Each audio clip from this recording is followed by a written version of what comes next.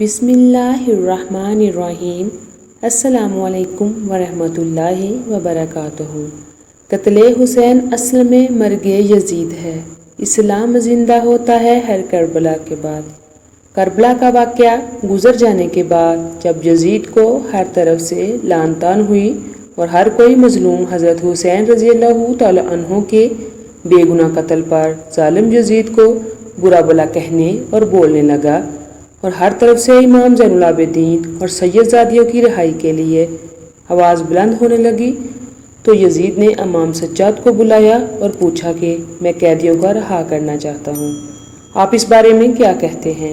فرمایا کہ میں شریک الحسین سے مشورہ کر کے بتاؤں گا۔ ناظرین، حضرت امام سجاد نے حضرت زینب سے مشورہ کرنے کے بعد یزید سے کہا کہ ہماری کچھ شرائط ہیں، تو یزید نے امام سجاد سے کہا کہ اپنی شرائط بتائیں۔ امام سجاد نے یزید سے کہا کہ ہمارا لوٹا ہوا مال واپس کریں، ہمارے شہید افراد کے سر مبارک ہمارے حوالے کریں۔ ناظرین، یزید نے تمام شرطیں مان لیں، لیکن جب یزید کی بہن امالہ کو اس معاہدے کا علم ہوا تو شیطان ست عورت غصے سے لال ہو گئی اور کہا کہ قیدیوں کی شرطوں پر معاہدہ کیسے ممکن ہے؟ ناظرین، اس عورت نے تمام اہل شام کی عورتوں کو اپنے محل میں جمع کیا اور حضرت زینب اور تمام سیدزادیوں کو بھی اپنے محل میں بلوایا۔ ناظرین، یزید کی بہن امالہ نے کھڑے ہو کر تمام شام کی عورتوں کے سامنے تکبرانہ انداز میں حضرت زینب کو مخاطب کر کے کہا کہ ہمارے اس محل کی دیواریں آسمان تک پہنچی ہوئی ہیں اور اس کا مالک عزت المآب یزید، جس کی حکومت مشرق سے مغرب تک پھیلی ہوئی ہے، اس کے خزانے چاندی ہیرے جواہرات سے بھرے ہیں، جس پر اللہ بھی راضی ہے، تبھی تو تم پر یزید کو فتح ملی ہے۔ اس کے بعد شام کی عورتوں کی طرف دیکھ کر اس نے حضرت زینب رضی اللہ تعالی عنہا سے کہا کہ تم بتاؤ تم کون ہو؟ اس پر حضرت زینب رضی اللہ تعالی عنہا نے جلال بھرے لہجے میں کہا کہ میں نے تیری بات سن لی، مگر تو نے ابھی تک میرا مکمل تعارف نہیں پایا، لیکن تمہارا تعارف یہی ہے کہ تم حسین کے قاتل یزید کی بہن ہو۔ تمہارے بھائی نے نبی کریم صلی اللہ علیہ وسلم کے خاندان کی عورتوں کو ناحق اسیر بنایا اور تم بھی باعزت ہونے کا دعویٰ کرتی ہو۔ تم جس بھائی کی مشرق و مغرب تک حکومت پر اترا رہی ہو، سن لو، میرے رب کی حکومت پوری کائنات پر ہے۔ تم نے سچائی تو سن لی، لیکن میرے جد امجد پوری کائنات کے مالک و خالق کے محبوب ترین نبی کریم صلی اللہ علیہ وسلم ہیں۔ ناظرین، حضرت زینب نے اس معلوم عورت کو مزید کہا کہ تم جس دولت پر اترا رہی ہو، میرے خدا کے سامنے نبی کریم صلی اللہ علیہ وسلم کے گھرانے کے ایک فرد کے ایک سجدے کے برابر بھی نہیں، جو کہ خود دنیا کے تمام خزانوں کا مالک ہے، اور یہ محل جس پر تم کو فخر ہے،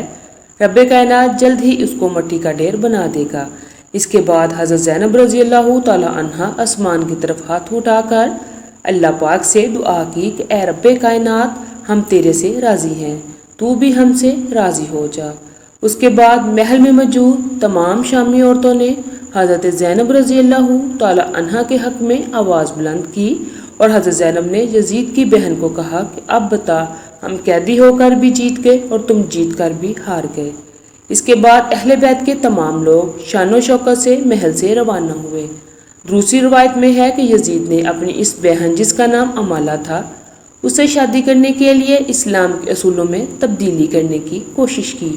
جس کی مخالفت پر اس نے حضرت حسین رضی اللہ تعالیٰ عنہ کے قتل کو جائز قرار دینے کے لیے 70 علماء دین سے فتویٰ لے کر حضرت حسین رضی اللہ تعالیٰ عنہ کو کربلا میں شہید کروایا۔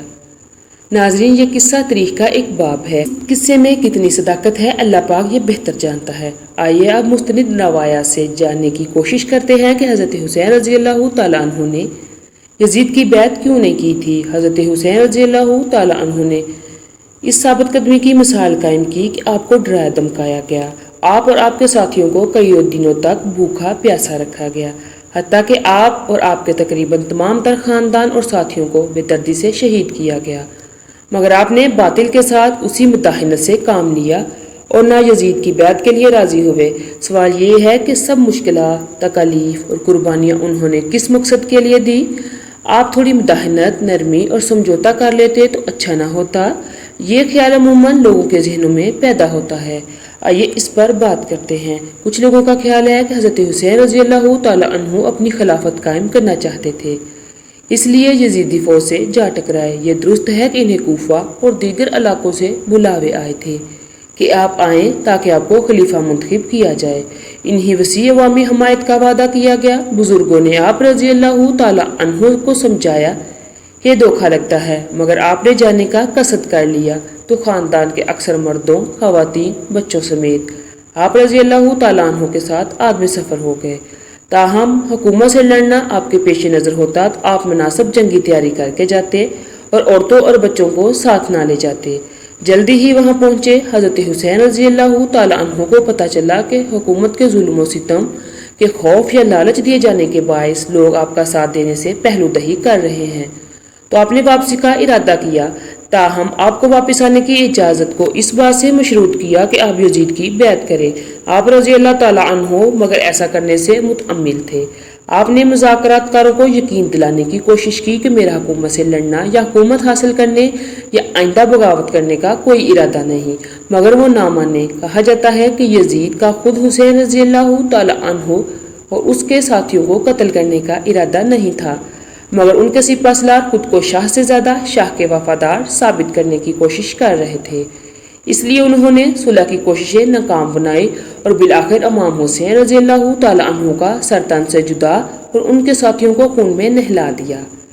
جب یزید کو امام کا سر پیش کیا گیا تو کہا جاتا ہے کہ انہوں نے آپ کے قتل پر دکھ کا اظہار کیا،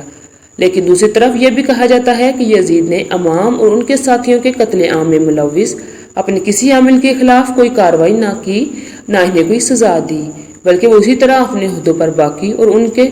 معتمد رہے جس طرح قتل امام سے پہلے تھے۔ دراصل اس وقت جو حکومت قائم تھی وہ لوگوں کی رضامندی سے منتخب نہیں ہوتے، بلکہ ایک مورثی بادشاہت تھی جو لوگوں کو اپنی بیعت پر مجبور کر رہی تھی۔ اسی طرح بالجبر حکومت قائم کرنے اور لوگوں کو بیعت پر مجبور کرنے کی اسلام ہرگز اجازت نہیں دیتا۔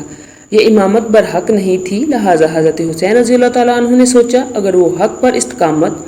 اور ثابت قدمی دکھانے کی بجائے یزید کی بیعت کر لیتے اور مصلحت گوشی پر مداہنت سے کام لے لیتے تو اس بات کا خدشہ تھا کہ رسول کریم صلی اللہ علیہ وسلم کا مقدس نواسہ ہونے کی بنا پر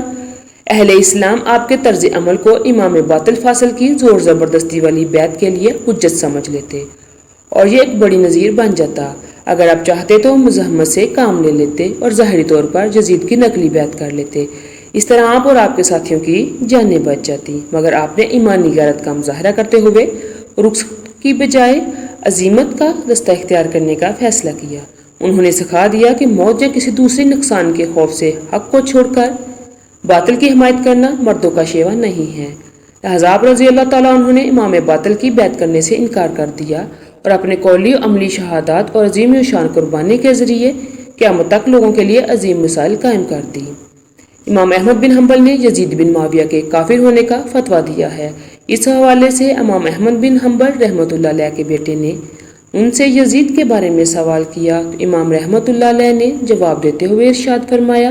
میرے بیٹے، کیا ایسا ممکن ہے کہ کوئی اللہ پر ایمان رکھنے کا دعویٰ کرے اور پھر یزید سے بھی دوستی رکھے، اور ایسے شخص پر میں احمد بن حنبل لعنت کیوں نہ کروں؟ چنانچہ ایک مرتبہ اس نے بہت غلیظ حرکت کر ڈالی کہ جس کو معاذ اللہ کبھی کوئی مسلمان سوچ بھی نہیں سکتا، یعنی اس نے سیدہ ام المومنین حضرت عائشہ صدیقہ رضی اللہ تعالیٰ عنہ کو ہی عقد کا پیغام بھیج دیا، اور اس وقت سید المومنین بڑھاپے میں تھیں اور آپ رضی اللہ تعالیٰ عنہ کی وفات میں تھوڑا ہی عرصہ رہ گیا تھا۔ یزید لائن کا پیغام نکاح جیسے ہی ام المومنین حضرت عائشہ صدیقہ رضی اللہ تعالیٰ عنہ تک پہنچا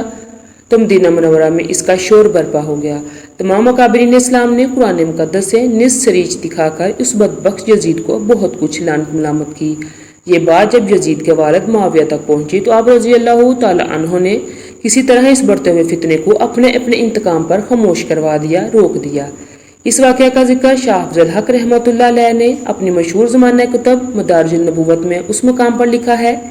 کہ یزید آپ لکھتے ہیں ایک تو یہی ہے کہ اس بدبخت نے ام المومنین سے عقد کی کوشش کی، اور دوسرا یہ کہ اس نے حضرت امام حسین رضی اللہ تعالیٰ عنہ کا خون ناحق بہایا۔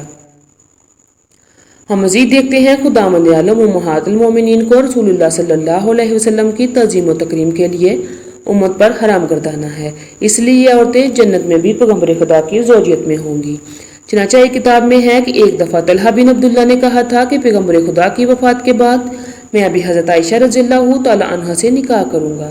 چنانچہ طلحہ کے اس ارادے پر اللہ تعالیٰ نے قرآن مقدس کی وہ آیت نازل فرمائی جس میں ہے کہ ازواج رسول صلی اللہ علیہ وسلم سے نکاح سے منع فرمایا گیا ہے۔